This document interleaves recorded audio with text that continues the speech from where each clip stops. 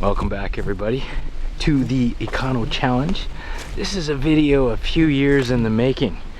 I've been really wanting to get back and do this. This is primitive pottery revisited.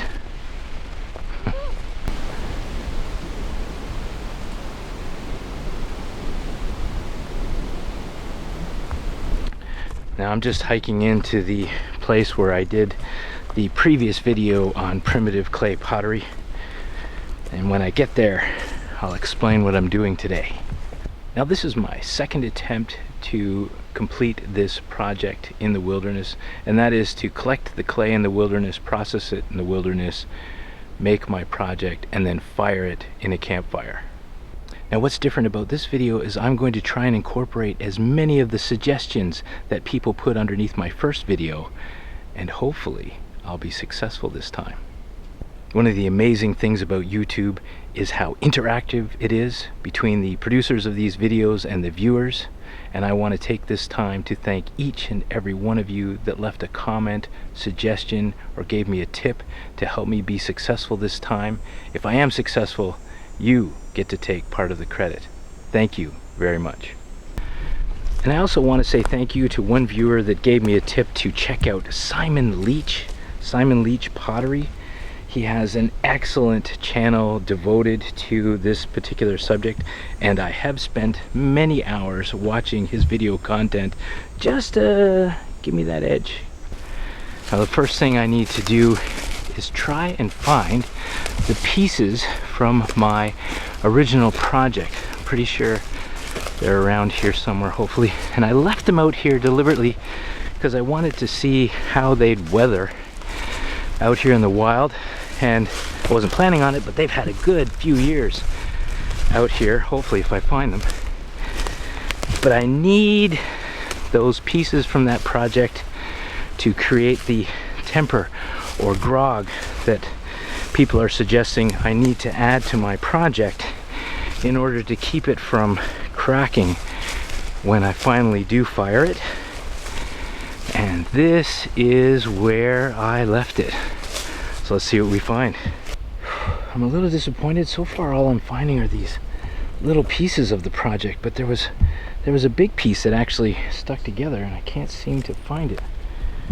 And I was really hoping to find that piece. Oh, wait a minute. There it is, right here. Just rolled down the hill a little bit. There you go. I'm really impressed with how good a shape this is. It's weathered really well. It's still together pretty good. There are no new cracks as far as I can tell. And this is going to give me plenty of material to make the temper or grog that I need. So again, confirmation that if I can fix a few of these problems, this project's going to work. Actually, I'm really impressed. The fire pit's still here. It's in good shape. I just have to clean it out again. And it looks like I even left myself some firewood. Perfect. I don't think anybody's been here. This project is going to take place over several weeks. First reason is I need to allow the projects that I decide to do to completely dry before I try and fire them.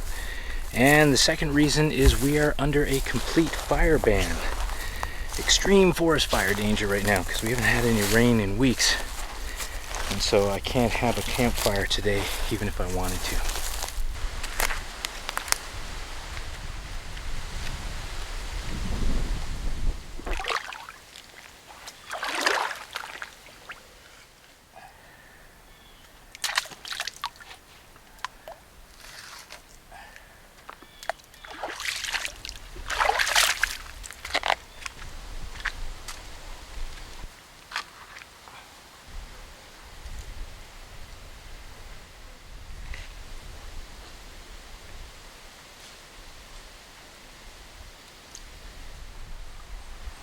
Well, that's as clean as I'm going to be able to get the clay. Now to make and add the temper or grog.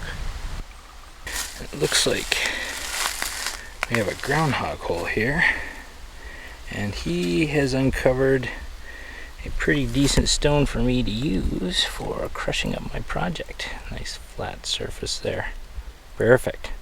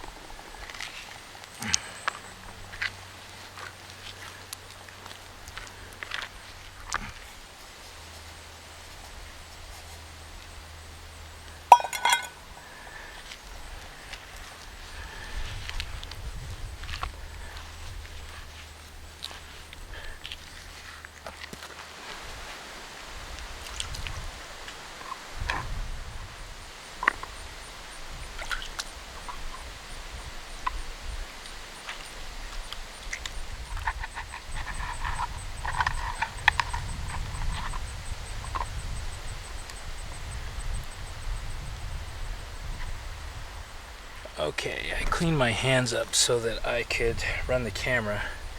I'll show you what I've been doing. I've been taking just a little bit of the clay, like this, and I've been trying to roll it in my hands, like this, which was suggested by several viewers to allow me to build up the sides of my pot or cup. And I've seen this done since then on everybody's favorite channel, Primitive Technology, but it gets really sticky and it's hard to keep the little clay turds even, although now that I've cleaned my hands it's getting a little easier. And I'm just building up the sides like this all the way around, and then I'm going to smooth it out. The idea here is to keep the walls as thick as the base so everything is going to dry out evenly. It's so sticky. Okay, I think try one more layer and then I'm going to call it done for this part. Oh, it's so hot. Okay, that's about as much as I can do today. Now I'm going to take this project home and allow it to dry. See you in a week or two. Okay, welcome back. What's been a few seconds for you has been an anxious week for me, waiting for this project to dry. But I have two happy updates. One, the burn ban has lifted so we can fire my project, and two, it stayed together until it was completely dried. And I was able to dry it properly this time due to the suggestions given to me by viewers. I was told to allow the clay to dry slowly. So what I did is I put it in one of those produce ziplock bags, the one that can breathe, and let it sit there for 3 days until the clay hardened. And then I removed it from the bag and put it in the sun to complete drying. And I'm happy to report there are no cracks. Next, it's time to fire this. I'm very excited. It's bone dry, ready to go. So now it's time to prepare to fire my finished project. Unfortunately, a beaver has taken care of my cutting tree.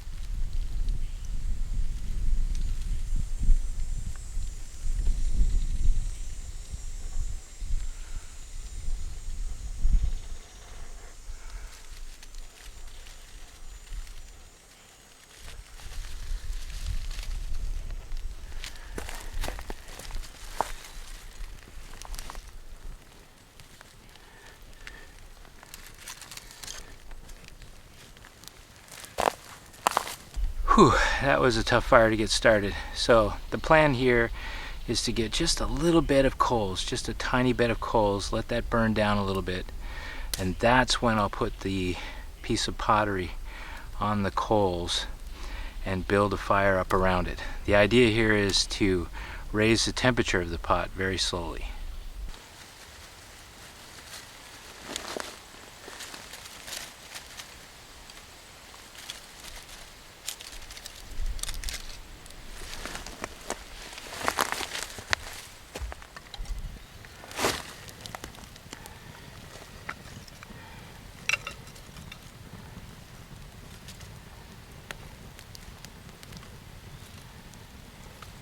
Oh, wow, that's hot work. Now there was no wind when I was trying to get that coal, and now that I've got the fire going, it's being fanned by the wind. I hope that's not heating it up too quick. But here we go.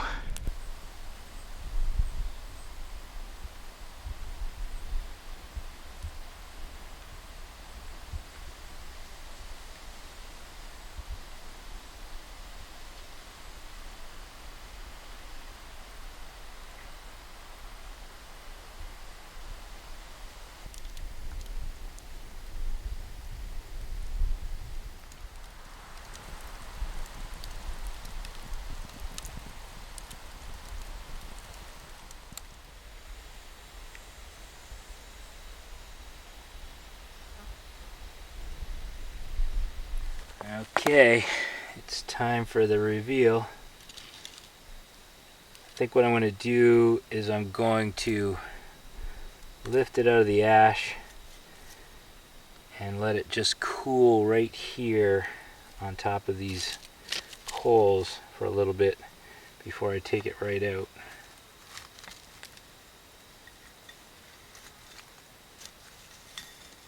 So far so good.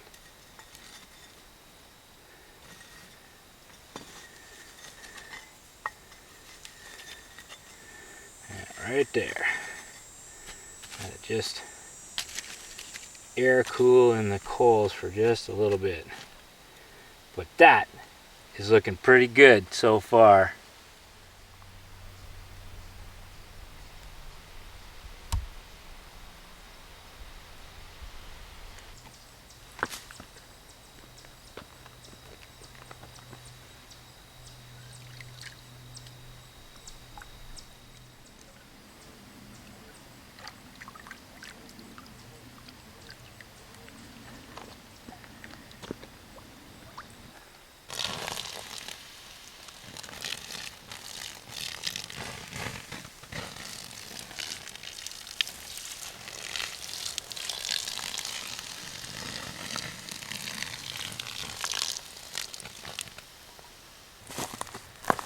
I think it's kind of fitting that its first job will be to make sure the fire that created it is completely out.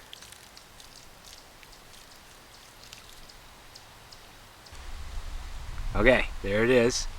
Adding grog to the clay, using the coiling method to build up this bowl. Drying slowly and thoroughly before firing, and then firing it and heating it up very slowly in the campfire. All suggestions from viewers, and all led to the success of this project. I don't get tired of doing that. I have to say thank you to everyone who put a comment under my previous primitive clay pottery video. If you want to see that video, there's a link right over here. You can click on it and go see it. Thank you very much for watching the EconoChallenge. And of course, I look forward to seeing all of your comments down below. Bye for now.